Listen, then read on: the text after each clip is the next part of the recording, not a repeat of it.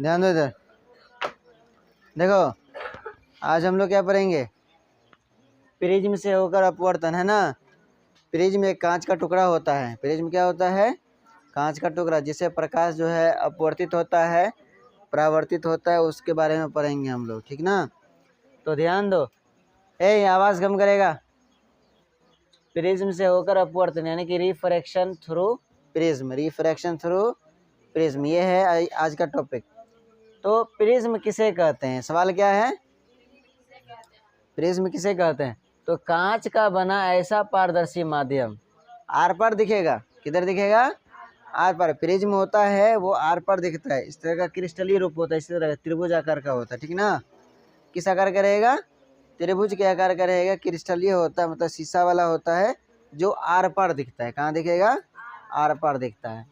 तो कांच का बना ऐसा पारदर्शी माध्यम जो 3 फलकों से घिरा होता है। कितने फलकों से घिरा रहता है, प्रिज्म कितने फलकों से घिरा रहता है, प्रिज्म कितने फलकों से घिरा रहता है, 3 फलकों से, जिसका कोई 2 वर्तक फलक आपस में समानांतर नहीं होता है, आपस में समानांतर नहीं होता है।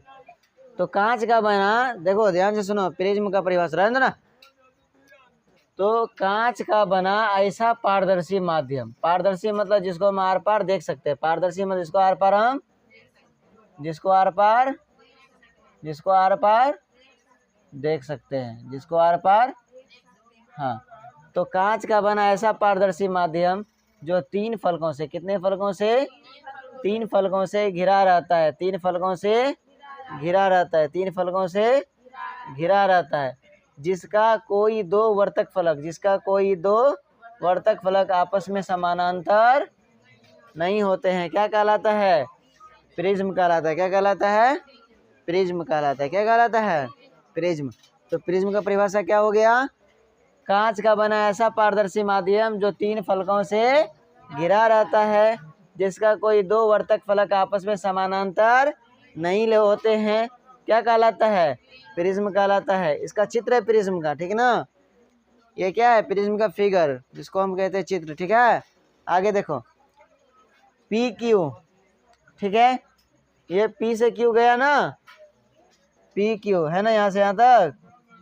ये हो गया कौन सा किरण, आपतित किरण। कौन सा किरण, आपतित किरण। आपतित, पी से क्यू, आपतित किरण, क्यू से आर, क्यू से आर। कौन सा किरण, अपवर्तित किरण। कौन सा किरण, अपवर्तित किरण। फिर आर से एस, आर से एस, निर्गत किरण। कौन सा किरण, निर्गत क्यों कहा गया, ये प्रिज्म है, क्या है ये, इधर से हमने प्रकाश दिया, यहाँ से अपवर्तित होके ये इधर गया ना इधर, और फिर ये बाहर निकल आया, क्या निकल जाएगा, तो बाहर जो निकलेगा ना उसको कहते हैं निर्गत। क्या कहते हैं, निर्गत। बाहर निकलेगा तो क्या कहते हैं उसको, निर्गत। क्या कहा जाता है, निर्गत किरण। और है ये कोन आई, कोन आई मतलब आपतन कोण, कोन आई है ना ये, अरे ये जब इधर जाएगा तो ये वाला कोण बनेगा ना, तो ये हो गया आपतन कोण। अपवर्तन कोण, कोण आर, ये वाला जाएगा इधर, ये वाला जो कोण बना ना इधर, आए, अपवर्तन कोण। कोना ई, कोना इधर है ना, ये वाला कोण जो बना इधर गया, ये हो गया निर्गत कोण। कौन सा कोण, और ये ए कहा जाता है प्रिज्म का कोण। किसका कोण, ए क्या कहा जाता है, ए को क्या कहा जाता है, प्रिज्म का कोण। कोना एन ओ आर मतलब ओ, यहाँ पे ओ है ना, ओ को क्या कहा जाता है, विचलन कोण। कौन सा कोण, विचलन कोण। कौन सा कोण, विचलन कोण। देखो कोण आई यानी कि कोण आई मतलब आपतन कोण प्लस कोण ई मतलब निर्गत कोण। आपतन कोण और निर्गत कोण के बराबर होता है प्रिज्म का कोण और विचलन कोण। प्रिज्म का कोण और मतलब आपतन कोण और निर्गत कोण, आपतन कोण और निर्गत कोण, आपतन कोण और निर्गत कोण, इन दोनों के बराबर में आता है प्रिज्म का कोण और विचलन कोण। प्रिज्म का कोण और विचलन कोण, बात समझे।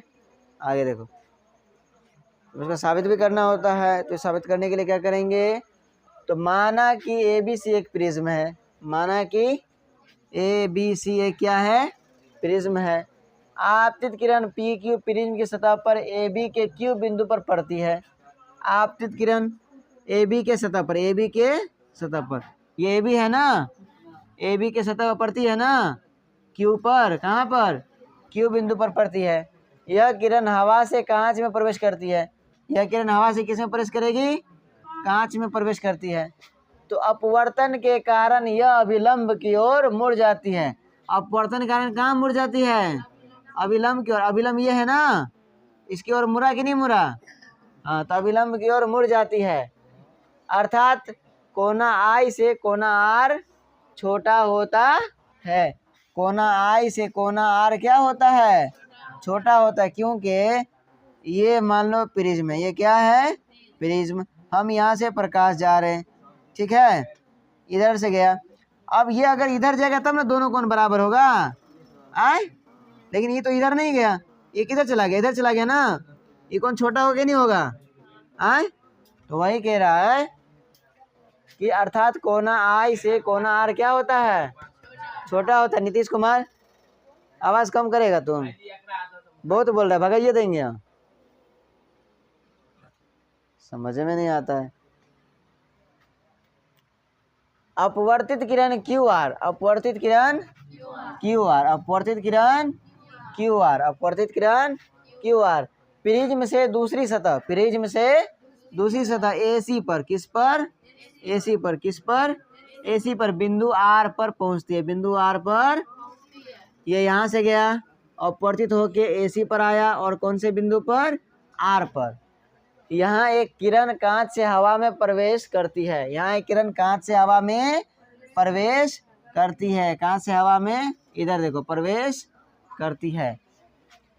तो पुनः अपवर्तन के कारण यह अभिलंब से दूर मुड़ जाती है। अभी देखो ये आया था, अभिलंब की ओर आया था ना, अभी अपवर्तन होगा, इसको इधर आना चाहिए था, तब ना अभिलंब की ओर होगा।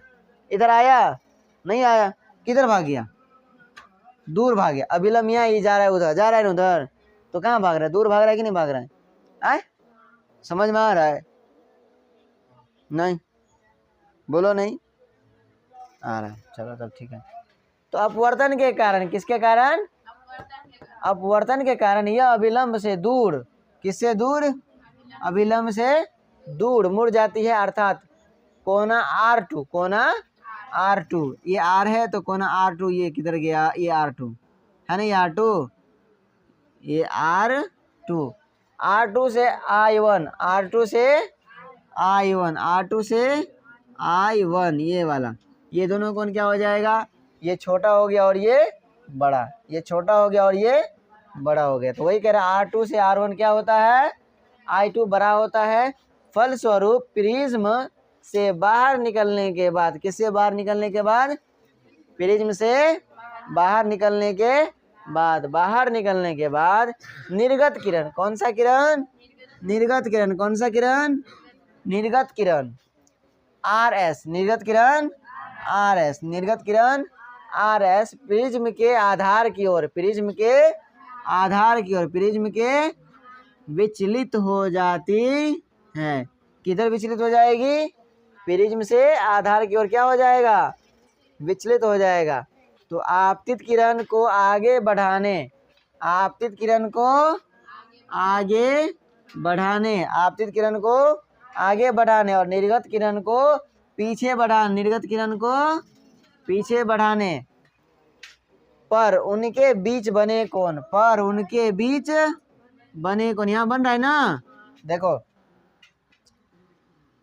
इसमें समझाते हैं। आपतित किरण को आगे बढ़ाने पर, है ना, और अपवर्तित यानी कि निर्गत किरण को पीछे बढ़ाने पर, निर्गत किरण को पीछे बढ़ाने पर जो यहाँ पे कोण बनता है, जो यहाँ पे कोण बनता है, तो उसको कहते हैं विचलन कोण। क्या कहते हैं, आपतित किरण को आगे बढ़ाने पर, निर्गत किरण को पीछे बढ़ाने पर दोनों के बीच में जो कोण बन रहा है उस कोण को कहते हैं विचलन कोण। कौन सा कोण, विचलन कोण, विचलन कोण, जिसको डेविएशन कहा जाता है। इसे प्राय डेविएशन से सूचित किया जाता है, समझे बात। तो ये हो गया टोटल प्रिज्म बनता है ऐसे ही, और ये ऊपर भी जा सकता है ऐसे करके, इसमें कोई दिक्कत नहीं है, ये ऊपर भी खींच सकते हैं। इसको फिर से समझो। क्या कह रहा था कि ABC एक प्रिज्म है। ABC क्या एक प्रिज्म है और PQ प्रिज्म की सतह पर Q बिंदु पर पड़ती है। ये आपतित किरण है ना, ये इसमें यहाँ पड़ती है ना। और ये हवा से कांच में, अभी हवा में था, कहाँ पे था, अब ये कांच में गया ना, यानी कि अपवर्तित हुआ। क्या हुआ, अपवर्तित होता है तो लंब की ओर मुड़ जाता है। किसकी ओर मुड़ जाता है, लंब की ओर मुड़ जाता है। तो I जो है R से क्या हो जाता है, छोटा। मतलब आपतन कोण अपवर्तन कोण से क्या हो जाता है, छोटा। आपतन कोण अपवर्तन कोण से क्या हो जाता है, छोटा। आपतन कोण अपवर्तन कोण से क्या हो जाएगा, छोटा। अब क्या होता है, जब ये अपवर्तन के बाद, किसके बाद, अपवर्तन के बाद जब यह हवा में प्रवेश करती है, किस में प्रवेश करती है, हवा में प्रवेश करती है, तो यह अभिलंब से कहाँ भाग जाती है, दूर। कहाँ भाग जाती है, अभिलंब से दूर भाग जाती है। जब ये अभिलंब से दूर भागती है तो यहाँ पे कह रहा है कि R2 जो है I1 से क्या होता है, बड़ा होता है। क्या होता है, बड़ा होता है। इधर दिया हुआ है R2 R1 उससे बड़ा होता है। फलस्वरूप प्रिज्म से बाहर निकलने के बाद निर्गत किरण, प्रिज्म से बाहर निकलने के बाद निर्गत किरण प्रिज्म के आधार की ओर, प्रिज्म के आधार की ओर क्या हो जाता है, विचलित। क्या हो जाता है, तो आपतित किरण को आगे बढ़ाने पर, आपतित किरण को आगे बढ़ाने पर और निर्गत किरण को पीछे बढ़ाने पर, निर्गत किरण को पीछे बढ़ाने पर उनके बीच बने कोण, उनके बीच बने कोण, उनके बीच बने कोण को विचलन कोण कहते हैं। बात समझे। अब त्रिपार्श्वर क्या है, जिसको प्रिज्म कहा जाता है, त्रिपार्श्वर। तो कांच का बना हुआ पारदर्शी माध्यम, कांच का बना हुआ पारदर्शी माध्यम जिसके कोई दो सम्मुख फलक आपस में समानांतर नहीं होते हैं, क्या कहलाता है, प्रिज्म। और प्रिज्म में 5 सतह होते हैं। कितने सतह होते हैं, प्रिज्म में कितने सतह होते हैं, 5। 1 2 3 4, एगो कत गया है ना, 1 2 3 4 और 5, 5 सतह हुआ। प्रिज्म में कितने सतह होते हैं, 5। कितने सतह होते हैं, 5। 1 है ना, 2 3 और 4, एगो कत गया, फिर भूल गए रे। 1 2 3 4, एगो अरे ये वाला ना, 5। तो प्रिज्म में कितने सतह होते हैं, 5। कितने सतह होते हैं, 5, जिसमें से 2 सतह जो होता है त्रिभुजाकार। कैसा होता है, देखो तो 2 त्रिभुज है, 2 त्रिभुजाकार, और जो 3 बच रहा है वो होता है आयताकार। कैसा होता है, मतलब चतुर्भुज के आकार का। कौन से आकार का, मैं इस पानी लेके आओ। तो प्रिज्म का कोण क्या होता है, तो प्रिज्म के किन्हीं 2 अपवर्तक सतह, प्रिज्म के किन्हीं 2 अपवर्तक सतह, ये अपवर्तक सतह है ना, ये दोनों प्रिज्म के किन्हीं 2 अपवर्तक सतहों के बीच के कोण को प्रिज्म का कोण कहा जाता है। इसे ए से सूचित करते हैं। किससे सूचित करते हैं, ए से। किससे सूचित करते हैं, आए समझ में।